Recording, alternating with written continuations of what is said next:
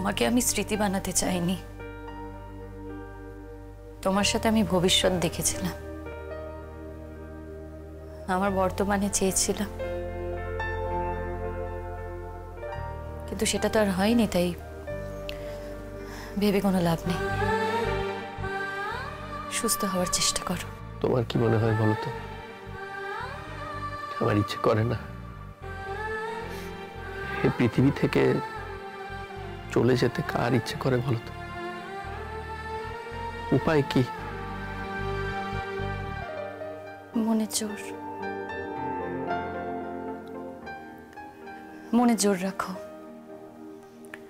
দেখো, মনের জোরই হলো সব থেকে বড় ওষুধ। শিমুল, আমি খুব ভালো করে জানি যে আমার মতো মানুষকে কোনোদিনই তোমার পক্ষে ভালোবাসা সম্ভব নয়,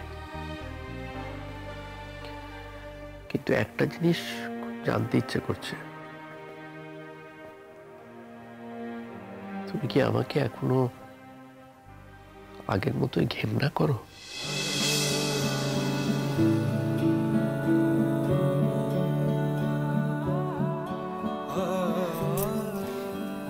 আমার না এখন এখানে বাজে সময় নষ্ট করার মতো সময় নেই। উত্তর দিতে চাইছো না, তাই না? একটা মৃত্যু পথযাত্রী মানুষকে সোজাসুজি তার মুখের ওপর বলতে পারছো না যে তাকে তুমি আগের চেয়েও বেশি ঘেন্না করো। সারা জীবন তো শুনেছি তুমি বই পড়েছ, বই মুখে করে থেকেছো। বই কি তোমাকে এইসব শিখিয়েছে? এত সীমাবদ্ধ করে রেখেছে তোমাকে বই? একটু খোলামেলা ভাবার চেষ্টা করো, একটু ভালো থাকার চেষ্টা করো। ভালো থাকার ইচ্ছে থাকলে না ভালো থাকা যায়।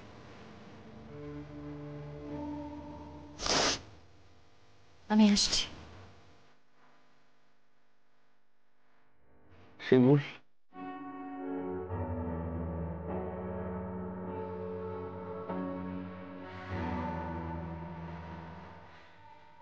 খুব ভালো থেকো তুমি, খুব ভালো থেকো।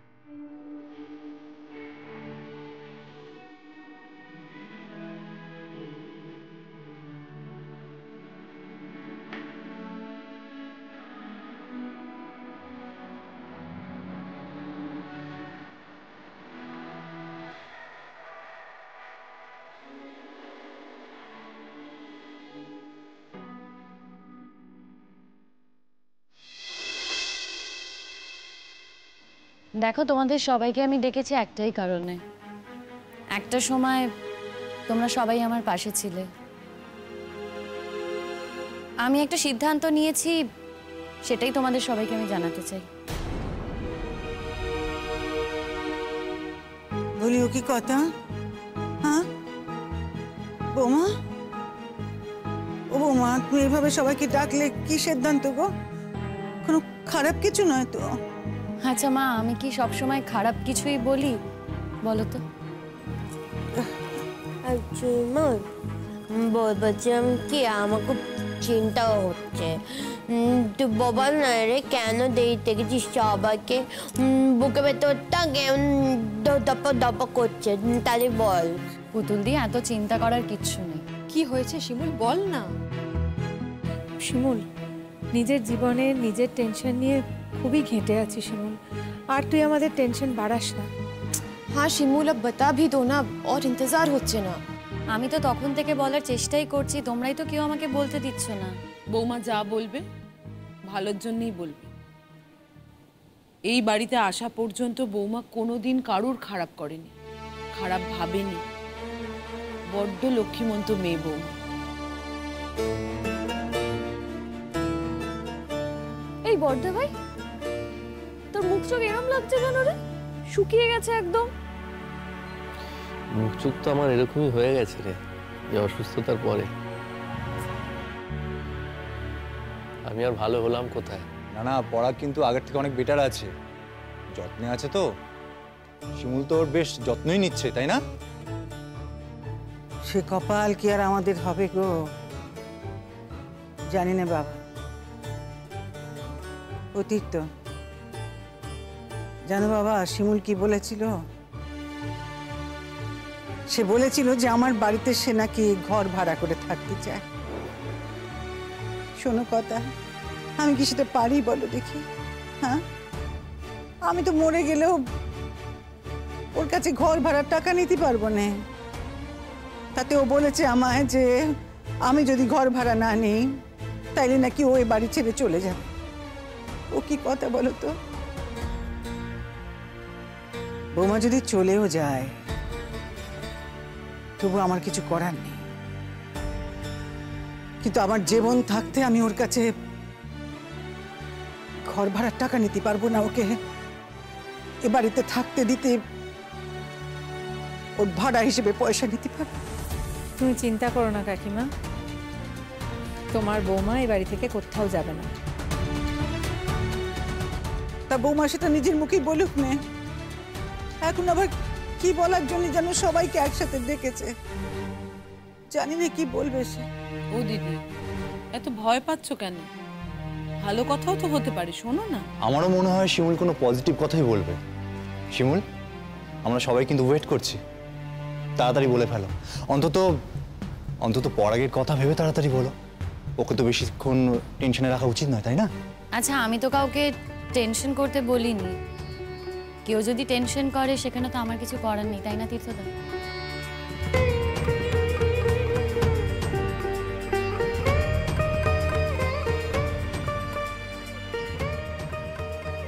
আমি একটা সিদ্ধান্ত নিয়েছি।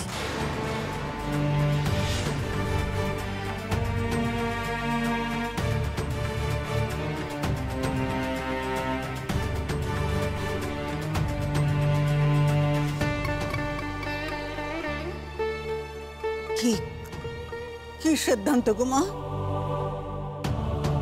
এ বাড়ি ছেড়ে চলে যাবে তাই তো? শোন, আমি তোকে তোকে একটা কথা বলে দিচ্ছি, মন দিয়ে শোন। তুই যদি এবার ছেড়ে চলে যাস তবে আমি আমি তোর সাথে কোনদিন কথা বলবো না, আমি কোনদিন কথা বলবো না। আমি বাড়িতে আছি দুরন্ত, তোমাদের তো বাবা আছে না, তাই না? হ্যাঁ, বেশি পাকা গেছো তুমি একদম। কি হবে তোমার এখান থেকে চলকে বাড়ি ছেড়ে চলকে? তুমি কি উদ্ধার করবে একদম? পচা মেয়ে কোথা করে, আমাদের আর ভালো লাগছে না ওর। পুতুল দেখি আশ্চর্য বলো তো, বৌদি ভাইকে কথাটা বলতে না দিলে কি করে হবে? হ্যাঁ, চুপ করো না একটু। এত চিন্তা করার কিছু নেই মা।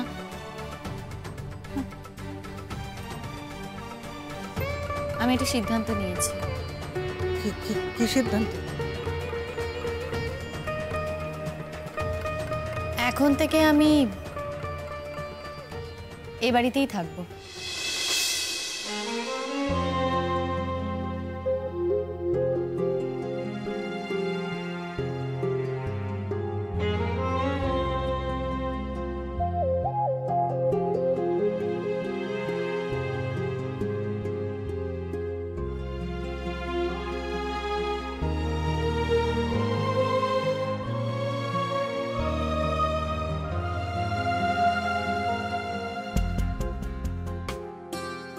যাক শিমুল, আমি তো ঘর হারিয়েছি, তুই যে আবার অন্তত তোর ঘরটা ফিরে পেলি, আমার যে কি আনন্দ হচ্ছে তোকে কি বলবো। বৌদি ভাই, তুমি তাহলে আমাদের বৌদি হয়ে থাকবে? বলো না। এই, একদম বোকার মতো কথা বলিস না তো। বৌদি ভাই থাকবে আবার কি? বৌদি ভাই নেই? হ্যাঁ, আগেও বৌদি ভাইকে বৌদি ভাই ডাকতিস, এখনো তাই ডাকিস। মা, তুমি তুমি বুঝবে না এটা। খুব বুঝেছি আমি, তুই চুপ, একদম চুপ। এত আশা করতে ভারী ভয় করে মা গো। আমার যে অনেক আশা, এরপরে যে আশা, সে আশাটা আমি বলি মা, তোমায়। বাকি কথাটা আমিই বলি। বলতে দিলে না আমায়, বুঝলো? এরপরে আমি যা বলতাম সে কথা তুমি মানতে পারবে না, তাই আমায় থামিয়ে দিলে তো। দেখো কাকিমা, আমার কি মনে হয় জানো, ও যদি এ বাড়িতে থাকে কোনো বিনা সম্পর্কে, শুধু শুধু এ বাড়িতে থাকবে না, কোনো না কোনো সম্পর্ক নিয়েই তবেই ও এ বাড়িতে থাকবে। কি শিমুল, ঠিক বলছি তো? তোকে যদি ঠিক চিনে থাকি। শিমুল কি সিদ্ধান্ত নিয়েছিস সেটা বল না। হ্যাঁ শিমুল, তুমি পরাগকে ফির সে শাদি করবে কি? কথাটা শুনতে হয়তো অবাক লাগবে, আমার আর পরাগের ডিভোর্স হয়ে গেছে। আমি সিদ্ধান্ত নিয়েছি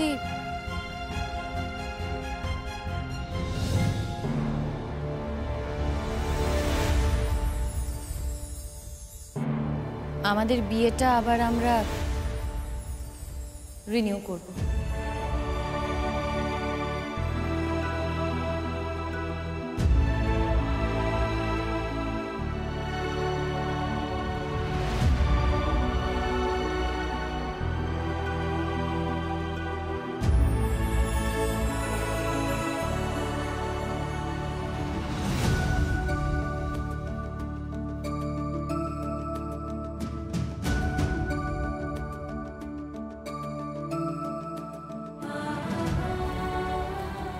ভাইয়া, চোখে জল কেন? কাঁদছো কেন বাচ্চাদের মতো?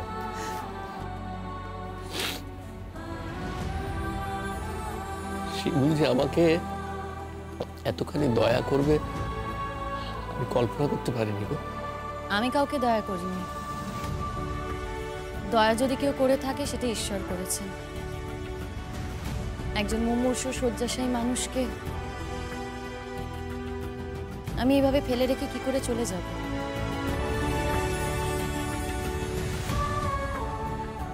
আমি তার পাশেই থাকবো ঠিক করেছি।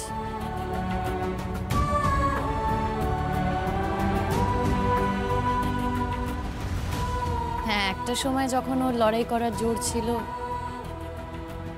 তখনও আমার সাথে লড়াই করেছে।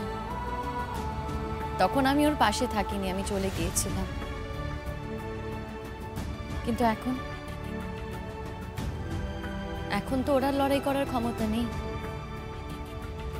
আর এই মানুষটাকে এভাবে ছেড়ে আমি চলে যেতেও পারবো না।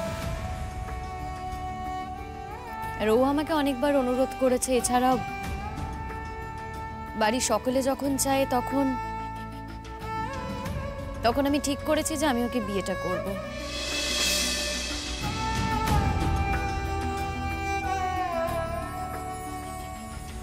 তবে হ্যাঁ, একটা কথা কিন্তু তোমরা সবাই মাথায় রেখো, চাকরির জন্য কিন্তু আমি ওকে বিয়ে করতে চাই না।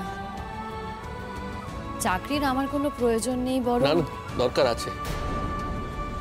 আছে শিমুল, এই চাকরিটা তোমার দরকার আছে। দেখো, তুমি এই চাকরিটা করলে কেউ কিন্তু তোমার সম্পর্কে কিছু ভাববে না। তুমি বহুবার অগ্নি পরীক্ষা দিয়েছো, এর আগে বহুবার দিয়েছো, এবং সেই অগ্নি পরীক্ষাতে তুমি সাফল্যের সঙ্গে উত্তীর্ণ হয়েছো। ঈশ্বরও যদি তোমার কাছে অগ্নি পরীক্ষা নেন তাহলেও তুমি পাস করো।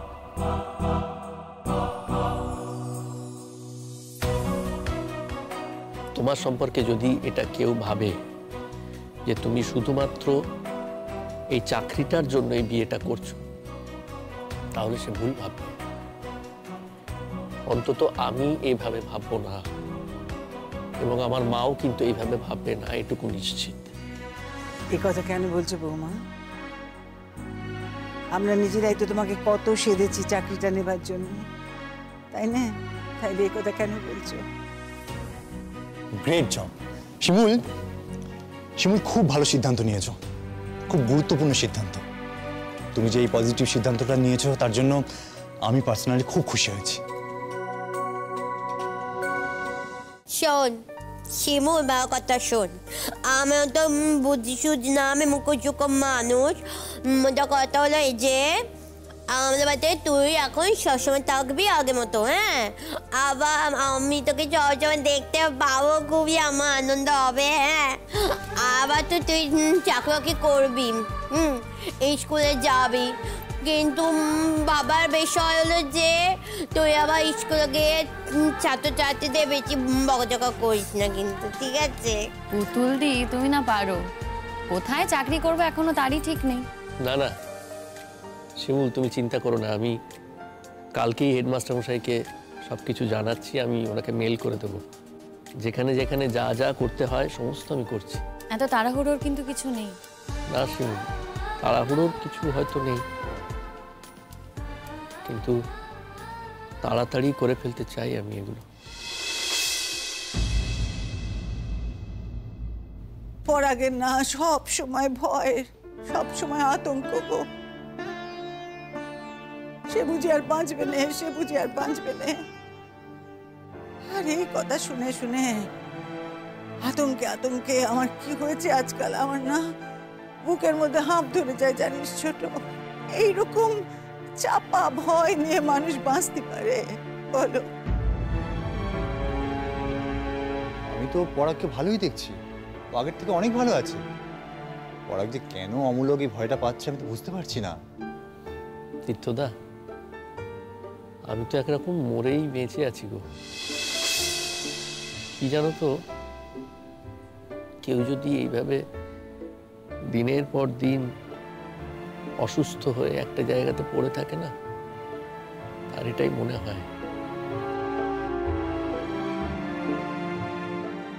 তুমি দেখো পরাগ, শিমুল তোমার জীবনে আবার ফিরে এলো তো, ও ঠিক সেবা যত্ন করে তোমাকে সুস্থ করে তুলবে। ওর হাতে জাদু আছে। এতদিন যা ঝগড়াঝাঁটি অশান্তি করেছো ওর সঙ্গে, সেগুলো কিন্তু আর করো না পরাগ। অনেক লড়াইয়ের পর তুমি শিমুলকে আবার পাচ্ছ তোমার জীবনে। এবার কিন্তু ওকে ভালোবেসো, সম্মান করো। আর কি আমার ঝগড়া অশান্তি করার মতো মানসিকতা আছে চরিতা বৌদি? নাকি এরপরেও ঝগড়া অশান্তি করা যায়?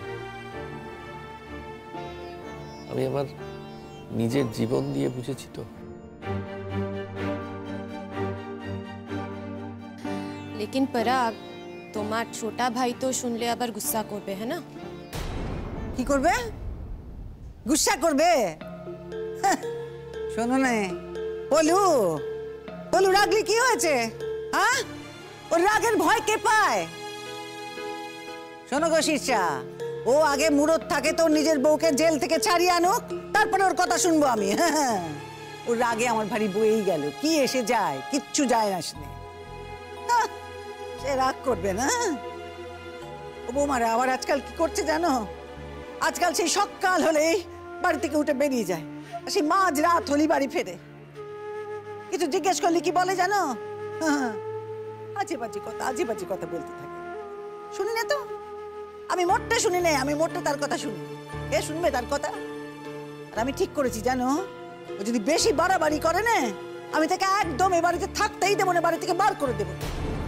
দেখবো কত ধানে কত চাল, বাড়ি তো আমার। ঠিক কথা একদম।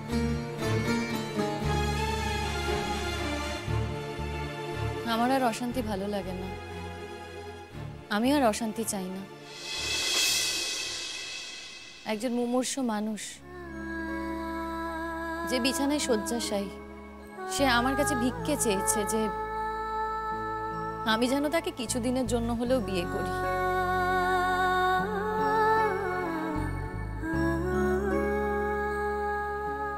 কিন্তু তোমরা তো আমাকে জানো, আমি তো ওই কিছুদিনের বিয়েতে বিশ্বাস করি না।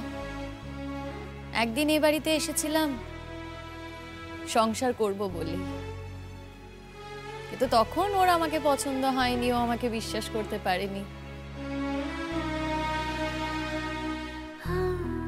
তবে হ্যাঁ, চাকরির জন্য কিন্তু কিছু নয়। চাকরির জন্য আমি বিয়েটা করছি না, আমি আবারও বলছি। সবাই বলছে চাকরির কথা তাই, কিন্তু সত্যি কথা বলতে কি, আমার না চাকরি করার কোনো ইচ্ছে নেই। বৌমা না না না, ও কাজ করো নে। তুমি চাকরি করবে না কেন বৌমা? চাকরিটা করতে হবে তো। দেখো আজকাল না স্কুলে কত মাইনে বেড়েছে জানো? হ্যাঁ, তাছাড়া পরাগ যদি আর কখনো ওই চাকরিতে যেতে নাই পারে, সে যদি উঠে দাঁড়াবার ক্ষমতা আর নাই ফিরে পায়, তাইলে তো ওই চাকরি কারো না কারো হাতে গিয়ে পড়বে, তাই না? তার চেয়ে বরং সে চাকরি আমার বৌমা করুক। কত কি মা, এই সংসারে বেঁচে থাকতে গেলে না টাকা পয়সা দরকার হয়। কি করে চলবে বলো? ওই ছেলেটা যদি স্কুলে না যেতে পারে, আর তো কোথাও যেতে পারবে না, বাড়ি থেকেই তো বেরোতে পারবে না, তখন তখন কি হবে? আমি আর কদিন? তোমাদের তো থাকতে হবে মা, তোমাদের চলবে কি করে বলো? করবে, চাকরি করবে তুমি? মা, সেটা না পরে দেখা যাবে। আমি যে সিদ্ধান্তটা নিয়েছি, আমি সেই কথাই সবাইকে বলতে এসেছিলাম। আমি খুব খুশি হয়েছি মা, আমি খুব খুশি হয়েছি। আমি জানি তো এই মেয়েটার মাথায় সব সময় সুবুদ্ধি ঘোরাফেরা করে, খুব লক্ষ্মীমন্ত মেয়ে। কোনোদিন কষ্ট দিও না দিদি এই মেয়েটাকে, কোনোদিন কষ্ট দিও না। কি কথা রে ছোট? হ্যাঁ, পোড়া কপাল আমার, সে যা করেছিলুম করেছিল। দেখ ছোট, যা হওয়ার না সব হয়ে গেছে রে। এখন এখন তো আমি জীবনটা দিয়ে বুঝতে পেরেছি না, পাশে মানুষ না থাকলি, সঙ্গে মানুষ না থাকলি এ জীবনটা বেঁচে থাকা যায় না রে ছোট, বেঁচে থাকা যায় না। আরে আমার এই বৌমার মতন মানুষ পাশে থাকলি না, এইরকম একখানা মানুষ সঙ্গে থাকলি, জীবনটা কি হয় জানিস ছোট? ওই জীবনটা না ছুটতে ছুটতে ছুটতে ছুটতে এগোয়। হ্যাঁ বৌমা, এখন তো আমি সেটুকুই বুঝি। ভারী খুশি হয়েছি মা, ভারী খুশি হয়েছি আমি। বাঁচিয়ে দিলে তুমি আমায়।